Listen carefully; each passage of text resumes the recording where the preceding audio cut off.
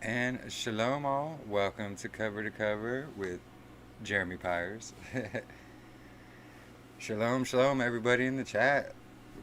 Pretty lively today. Awesome. Shalom, shalom. Let's see. We'll go through the chat here. See, shalom, R.A. Tacky. Shalom, Robert. Wendy. And Anthony. Welcome. Welcome, all you guys. So, today we're going to be diving in to Paul's letters. I know it's been a big controversy for quite some time now. And are his letters legit? They are 100%. And we're going to read through here and we're going to go verse by verse and show how he follows Torah, follows Messiah, and he doesn't do away with the law at all. Unlike, mainstream churchianity likes to think, and a lot of believers also like to throw out Paul because they have no understanding of him, and it's just not right. It's not right. So, so we'll jump right into it here. And if you have any questions, feel free to throw it in chat. Or if you're not watching live, put it in the comments. I'm happy to answer them all. And then, alright, give me one sec.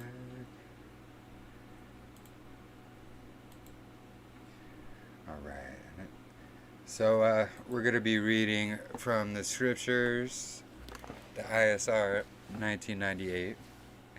And I'm reading it from Bible Hub here. Just because it's pretty quick to, go to the Strongs and all that. And we're just going to go through probably maybe the first one or two chapters. We'll see here. We'll just see how far we make it. Alright. I'll try to stop when I can to look at the chat and see if there's any questions. Alright, so the reading of Acts chapter 1 from the ISR. The first account I made, O Theophilus, of all that Yahusha began both to do and to teach, until the day when he was taken up, after giving instructions through the set-apart Spirit to the emissaries whom he had chosen. To whom he also presented himself alive after his suffering by many infallible proofs, being seen by them 40 days, speaking concerning the reign of Elohim. So, just to start off, if you guys didn't know, Paul, all his writings are letters to these different ecclesias and in different parts. This one is in Theophilus. And each of his letters, he's writing specifically to that certain, a sect of ecclesia. And each one was suffering with, different problems and all that. And, we'll see more of that as we get into it. But, let me continue. And meeting with them, he commanded them not to leave Jerusalem, but to wait for the promise of the Father, which you have heard from me, because Yohanan truly immersed in water, but you shall be immersed in the set-apart Spirit, not many days from now. So he's speaking, John the Baptist, Yohanan, how he immersed in water, but he's telling them, they're going to be immersed in the Ruach HaKodesh, not many days from now. So when they had come together, they asked him, saying, Master, would you at this time restore the reign to Israel? And he said to them, It is not for you to know the times or season which the Father has put in his own authority. But you shall receive power when the set-apart Spirit has come upon you, and you shall be my witness in Jerusalem, and in Yehuda, and Shomeron, or Samaria, to the end of the earth. And having said this, while they were looking on, he was taken up, and a cloud hid him from their sight. And as they were gazing into the heaven, as he went up, see, 2 men stood by them, dressed in white,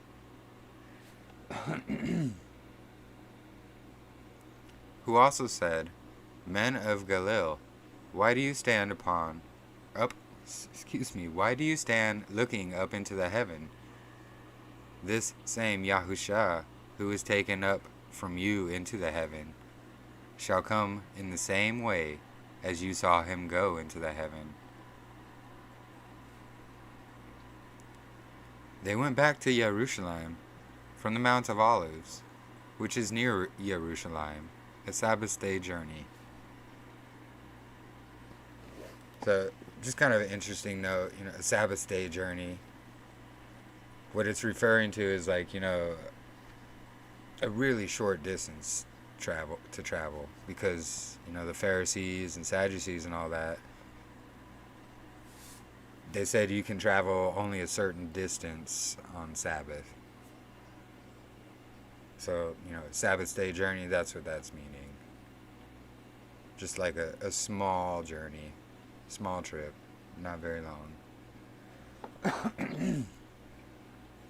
And when they came in, they went up into the upper room where they were staying, both Kepha and Jacob and Yohanan and Andrew, Philip and Thomas, Bartholomew and Matthiyahu, Jacob the son of Alphae, and Shimeon the zealot, and Yehuda the son of Jacob. All these were continuing with one mind in prayer and supplication with the women and Miriam, the mother of Yahusha, and with his brothers. And in those days, Kepha, standing up in the midst of the taught ones, and there was a gathering of about 120, said, Men and brothers, this scripture has to be filled with a set-apart spirit, spoke before by the mouth of David, concerning Yehuda, who became a guide to those who seized Yahusha, because he was numbered with us, and did receive his share in this service. This one, therefore, purchased a field with the wages of unrighteousness, and falling forward, he burst open in the middle, and all his intestines gushed out, and he became known to all those dwelling in Jerusalem, so that in their own language that field was called Hakal Dama, that is, field of blood. For it has been written in the book of Psalms, Let his dwelling lie waste, let no one live in it, and let another take his office. It is therefore necessary that of men who have been with us all the time that the Master Yahusha went in and out amongst us, beginning from the immersion of Yohanan to the day when he was taken up from us, that one of these should become a witness with us of his resurrection. And they put forward 2, Joseph called Barsaba, who is also called Justus, and Matthiyahu. In praying they said, You, Yahweh, who know the hearts of all, show which one of these 2 you have chosen, to receive in the share of this service an office of the emissary, from which Yehuda by transgression fell, to go to his own place. They're talking about Judah. So this is where they cast lots to replace Judah. And Messiah didn't cast lots for his apostles. He chose them, just like he chose Paul. Are they bad for, casting lots and choosing one? Like, no. They wanted to fill that spot that Judah, fell out of. So, they were doing what they thought was right and casting lots. And they cast their lots, and the lot fell on Mattiyahu, and he was numbered with the 11 emissaries. So, we're going to see soon how Messiah himself chooses Paul, Shaul. Let me just check chat here for a moment. Alright. I can't see the screen. You can't see it? Really? Everything's looking fine to me over here. Oh, it's so small. My bad, guys. Get on your computer. No, I'm just kidding.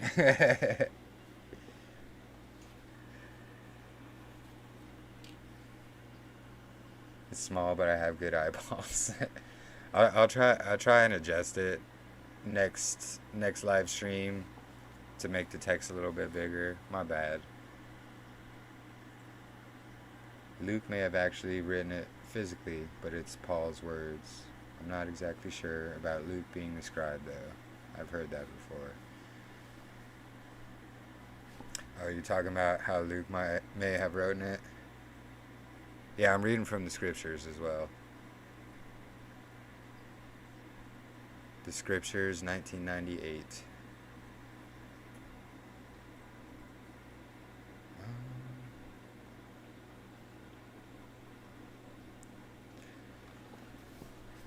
I know Paul, he also had a scribe with him that penned a lot of his writings as well.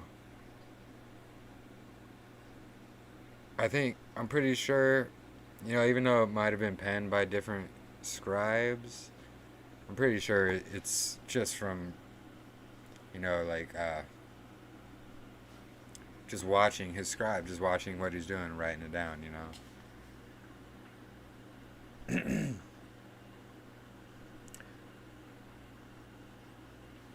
Alright, getting a computer soon.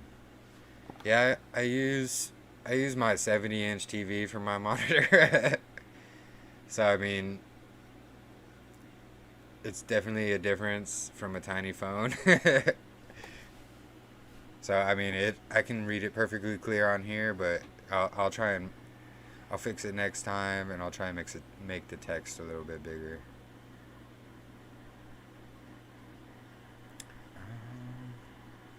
Alright. Yeah, I know we haven't really gotten in.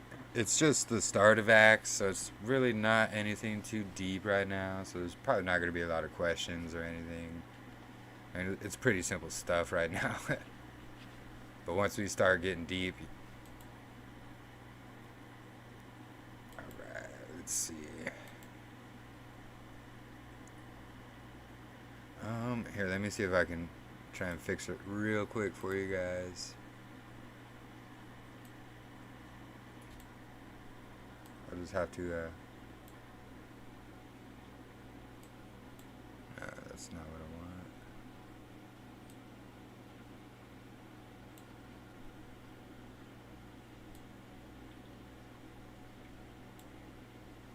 Is that better?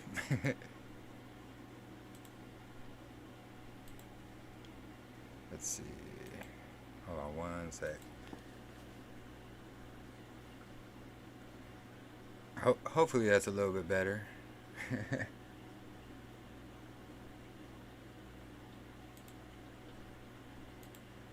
Alright. We'll continue with chapter 2, Acts chapter 2.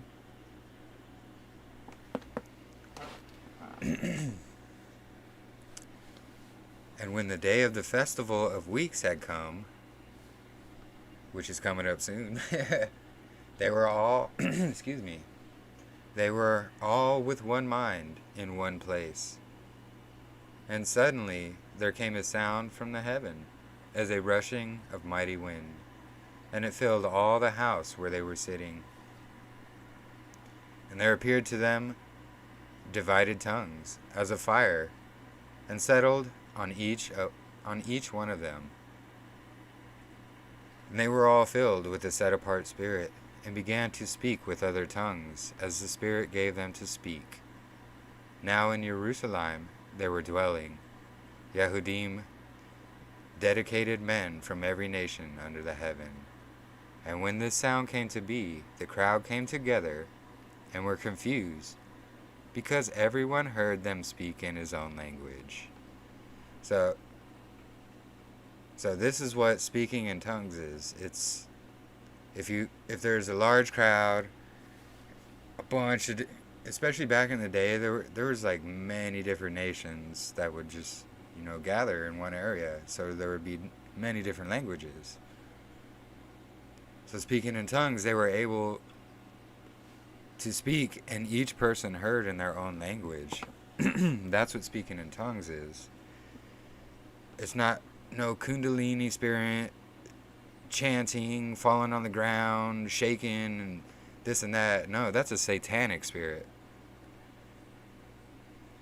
And this is what a lot of people get confused on. And even some followers of Way get confused on this, and they think it's okay to speak in tongues. And this speaking in tongues isn't talking about just going blah blah blah blah blah blah blah and falling on the ground. No, not at all. It's speaking so that everyone can understand. That's the thing. I'll continue. And they were all amazed and marveled, saying to each other, "Look, are not all these who speak Galileans? How do we hear, each one in our own language, in which we were born?" Parthians and Medes and Elamites, those dwelling in Aram Naharaim, both Yehuda and Cappadocia, Pontus and Asia, both Phrygia and Pamphylia, Mitzrayim, and parts of Libya around Cyrene, visitors from Rome, both Yehudim and converts, Cretans and Arabs. We hear them speaking in our own tongues the great deeds of Elohim. And they were all amazed and were puzzled, saying to each other, "What does this mean?" And others, mocking, said, "They have been filled with sweet wine." See, a lot of people think they were drunk and just babbling. No, that wasn't the case. But Caiaphas, standing up with the 11, lifted up his voice and said to them, "Men of Yehuda, and all those dwelling in Jerusalem, let this be known to you, and listen closely to my words. For these men are not drunk, as you imagine, since it is only the 3rd hour of the day. But this is what was spoken by the prophet Joel. And it shall be in the last days, says Elohim, that I shall pour out of my spirit on all flesh, and your sons and your daughters shall prophesy, and your young men shall see visions, and your old men shall dream dreams." I just kind of want to pause there for a sec. My youngest son, Callan, he dreams prophetic dreams and tells me about them. It's crazy. It's awesome. "And also on my male servants and on my female servants I shall pour out my spirit in those days, and they shall prophesy. And I shall show wonders in the heaven above, and signs in the earth beneath, blood and fire and vapor of smoke. The sun shall be turned into darkness, and the moon into blood, before the coming of the great and splendid day of Yahweh." We see these things happening now. And it shall be that everyone who calls on the name of Yahuwah shall be saved. Men of Israel, hear these words. Yahusha of Nazareth, a man from Elohim, having been pointed out to you by mighty works and wonders and signs, which Elohim did through him in your midst, as you yourselves also know. This one, given up by the set purpose and foreknowledge of Elohim, you have impaled and put to death through the hands of lawless men. Him Elohim raised up, having loosed the pangs of death, because it was impossible that he could be held in its grip. For David said concerning him, I saw Yahuwah before me continually, because he is at my right hand, in order that I should not be shaken. For this reason my heart rejoiced, and my tongue was glad, and now my flesh shall also rest in expectation. Because you shall not leave my being in the grave, nor shall you give your kind one to see corruption. You have made known to me the ways of life. You shall fill me with joy in your presence. Men and brothers, let me speak boldly to you of the ancestor David, that he died and was buried, and his tomb is with us to this day.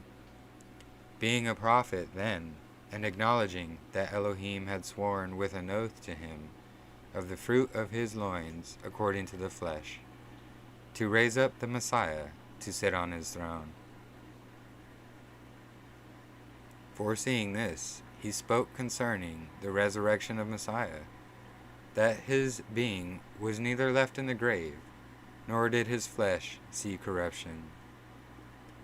Elohim has raised up this Yahusha, of which we were all witnesses.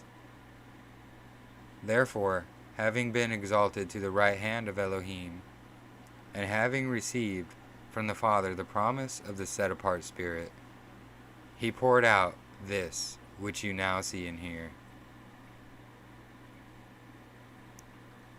For David did not ascend into the heavens, but he himself said, Yahuwah said to my master, sit at my right hand, until I make your enemies a footstool for your feet. Also, just another note here. Messiah is the right hand of Yahuwah. They are one, but they are separate. Just like a husband and wife are one, but separate. It's like that, just on a greater level. How could Yah sit at the right hand of himself and then tell himself, sit at my right hand? The Trinitarian doctrine is foolish. And, like, it's obviously flawed. Like,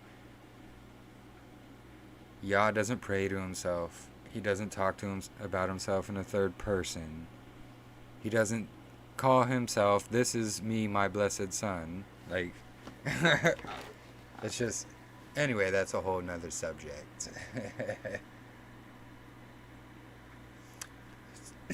Check the chat here real quick. My apologies. Alright. Oh, goodness.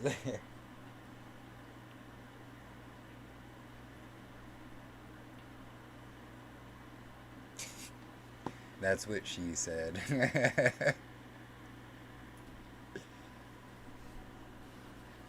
You guys are killing me. My boss goes to a church that claims to speak in tongues, but I don't think they need to, because everyone that goes there can speak English. Yeah, no kidding. Exactly, dude. That's the thing. And that's what it is. Like, speaking in tongues, it's like, it was really more for back then when a lot of nations were gathered in the same spot and there was just a bunch of different languages. And so they were able to speak and everyone can hear. Like that's the thing. It's not shaking and twitching and like oh blah, blah, blah, I'm falling on the ground and having a seizure like ridiculous. It's ugh. Anthony started it. Yeah, exactly. It's easy. The Trinity, yeah, the Trinity's garbage. And the people, I see people on Facebook supporting it. I just laugh, honestly. I just laugh. It's and it's easy to understand when we understand that Yahusha is the son of Yahweh. Exactly. It's that simple. That simple. This is my son, the one who I have appointed. He didn't say, this is me, the one that I have appointed, me. And then let me pray to myself 100,000 times. Take this cup of suffering from me. Like, come on, dude. Like, people. Anyway, don't get me started on that. It's so simple to understand, and just the immaturity of people that think they know. It's like not one of us know everything. Don't follow some guy on the screen. Don't even follow me. Test everything for yourself, just like scriptures say. Be a Berean. There's not just one version that's like, oh, the King James, it's the only one. Da da da da. No, it's not. Sorry. There's so many errors in it. This is why just buy as many as you can. Buy as many Bibles as you can. All different versions. Test them all to each other. I have been, and you can see so many differences. Like, honestly, I'm kind of digging the Septuagint because it shows a whole lot what all the other ones leave out. That's just me, though. I also wanted to do the Hebrew New Testaments as well after I finished the writings of Paul. Because I do honestly believe that they were originally written in Hebrew, and the Hebrew translations of them reveal a whole lot. It's pretty awesome. And I want to do it without adding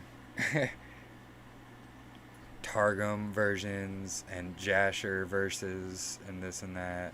No offense to people who use those books. I'm going to go by what's straight up there. No hate. Just, I can't with them. I can't. Way too much added. Way too much added for me. Anyway, let me continue here. Therefore, let all the house of Israel know for certain that Elohim has made this Yahusha, whom you impaled, both Master and Messiah. And having heard this, they were pierced to the heart, and said to Kepha and the rest of the emissaries, Men, brothers, what shall we do? And Kepha said to them, Repent, and let each one of you be immersed in the name of Yahusha, Messiah, for the forgiveness of sins, and you shall receive the gift of the set-apart Spirit, the Ruach HaKodesh. So, to everyone who has questions, what can we do? What can I do? This right here. Repent and baptize yourself in the name of Messiah. Turn from sin and accept his gift of the Ruach, and it will guide you. Trust me. For the promise is to you and to your children, and to all who are far off, as many as Yahweh our Elohim shall call. It's also talking about us. And with many other words he earnestly witnessed and urged them, saying, Be saved from this crooked generation. Then those, indeed, who gladly receive his word were immersed. And on that day 3,000 beings were added to them. So because of that, 3,000 people got baptized. And you notice it's not in the Father, Son, and Holy Spirit. No, it's in the name of Yahushua Messiah. That's it. Who is under Yahuwah. That whole Trinity garbage is garbage. Throw it out. And they were continuing steadfastly in the teaching of the emissaries, and in the fellowship, and in the breaking of bread, and in prayers. And fear came upon every being, and many wonders and signs were being done through the emissaries. So the emissaries are the apostles, if you didn't know. And this is speaking of the fear of Yah that came. And all those who believed were together and had all in common. Isn't that amazing?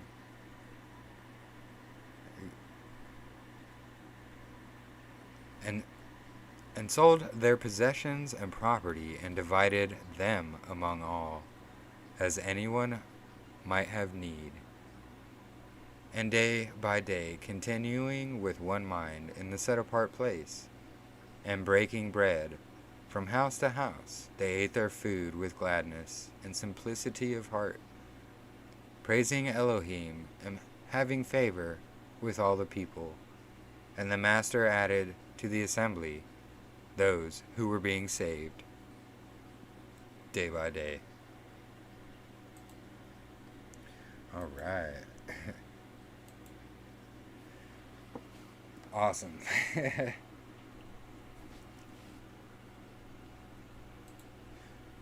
Check the chat here. Anthony Dickinson. I feel like the KJV is possibly the most mistranslated version we have, actually. I still like it, but we've got to watch it. Yeah, exactly. You know, I use it because a lot of people like to reference it. You know, that's it. But to the ones that are KJV onlys, like, really? I'm sure Messiah was, flipping through the KJV, going through the New Testament when he was giving his sermons. Get it? It's so foolish. So godly inspired is the KJV, and people need to really stop bowing down to idols and men and following men. It's disgusting.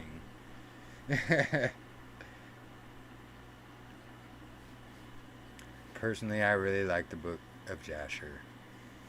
Yeah, if you check my video, Anthony, just the first 3 chapters alone have so many inconsistencies, complete opposites, and changing of stories. I mean, you can glean stuff from it if you like, but a book that far off in just the first few chapters, no hate though, no hate at all.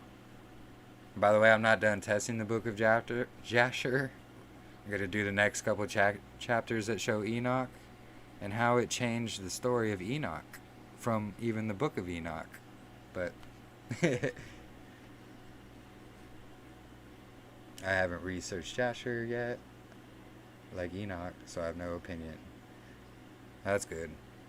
Just follow no man's opinion, study it for yourself. I haven't read the whole book, but the first 25 chapters are good. I mean, you can glean some stuff from it, sure. Honestly, I would take it with a grain of salt, though, for real. Like, when you completely flip and twist opposite of what Genesis says, and I picked it apart, literally. That's why I only did, like, the first 2 chapters, because I'm picking it apart. Which is what we should do with everything, honestly. And we need to test everything, because, like, that's the whole reason all these confusing doctrines come about, and like infighting and hating each other. Like, I don't hate anybody. I'm just trying to show people what I've found. That's all.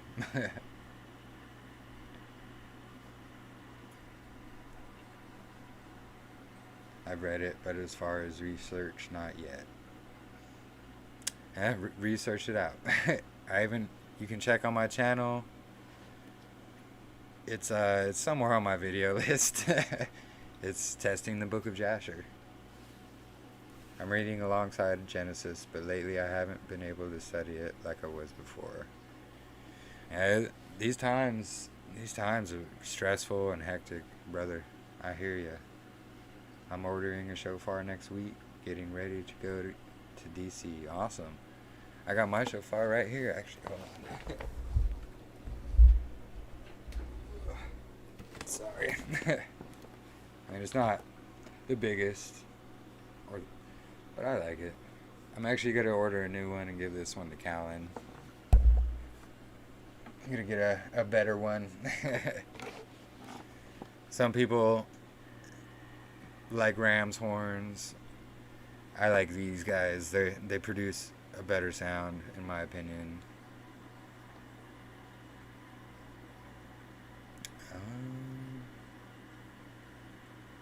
Yeah, I wish I could go to, what was it, Take on the World? I wish.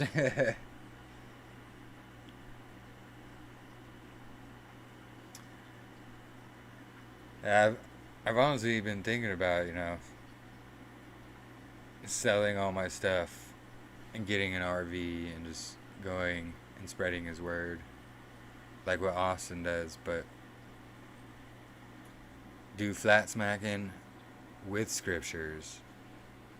I don't care if people get scared by scriptures. They need to know the truth, for real. And, the truth is not found in any secular religion worldwide. Nowhere. It's not going to be found in any church building. It's not going to be found with people who think his Torah is done away with. It's not going to be found by people who idolize Messiah and put him above Yah. That's not even what he did. It's Yah is found in this book, in the scriptures, in the Bible, from Genesis to Revelation. It doesn't start in Matthew. It starts in Genesis. In fact, my recommendation is you don't even read the New Testament until you understand what the Old Testament is talking about. I say New and Old Testament, just that's how most people refer to it. It's all one book. They both say the same thing. They both give the exact same message. Hear a blast.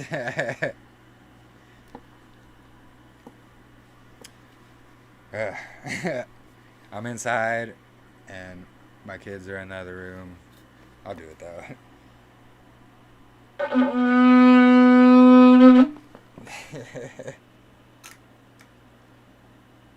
Just real quick. I always blast at the Freemason Lodge right down the street. Pray against it. It's actually a Prince Lodge. And those who don't know what a Prince Lodge, it's the Black Lodge. Yes, Masons segregate, but no one says anything about it. I was actually going to go pull up in their parking lot with my banner, blowing the shofar and saying you guys are all being deceived, but we'll see. I actually have to fix my truck now.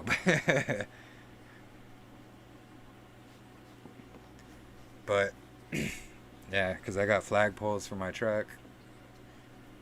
I've actually been to many. There was protests here. I flew the banner right on my truck. Blowing the shofar. Wearing my Zeet seats.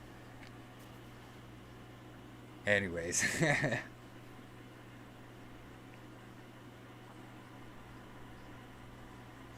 Well, thank you guys. Thank you. Yeah, I want to get a bigger one because they make like an amazing sound. Hey, shalom, Brad. Shalom, welcome.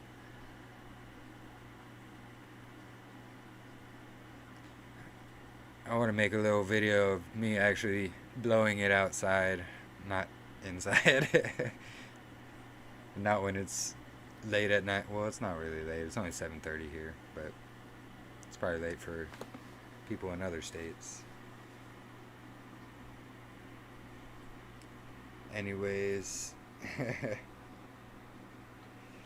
yeah, I know. Axe, the beginning of Axe, there's not a lot of confusion in it, so I mean, this one's probably gonna be one of the shorter ones. There's not really like a whole lot of confusion going on in there. It's pretty laid out, straightforward, plain and simple. But once we start getting into Galatians, oh goodness. Hey Jesse, shalom, brother. Welcome. Where do I get one of those? That thing is epic. I ordered mine off Amazon. But actually what I want to do is I want to go to a local shop here and, test one out before I try it, because each one will be cut like a specific way, and so shofars are cut differently and people's mouths are different. So like you would have to find a shofar that like would match up to like how you play, basically, if that makes sense. Yeah, you can order them at ZWebby.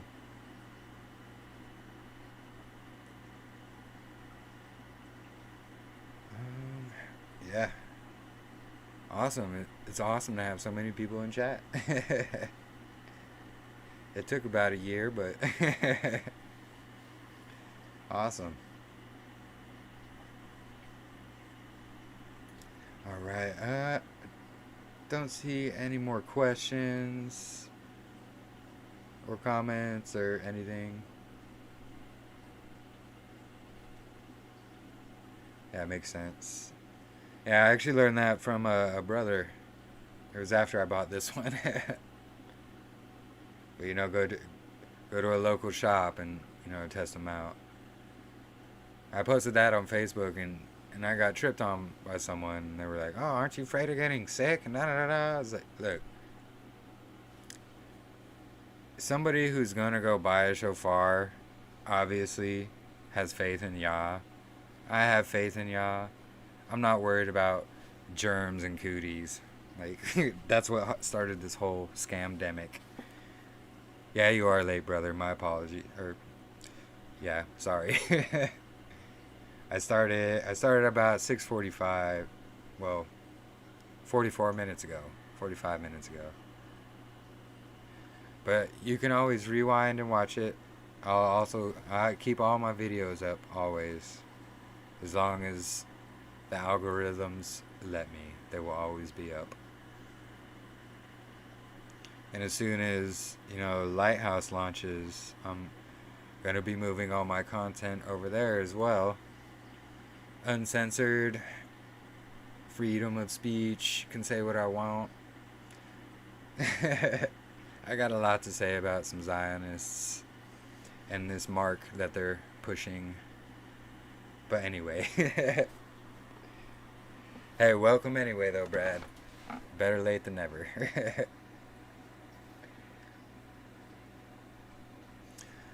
Alright. Well, no more questions, it looks like. So join me next week, the same time, same place. We'll be going over the Book of Acts Part 2. And hopefully we should be getting a little bit deeper. Remember, if you have any comments or questions, feel free to put them in the comments. And as always, thank you for coming. Thank you for watching. Please like and share and subscribe if you haven't. Likes and thumbs up definitely help with algorithms to spread the message.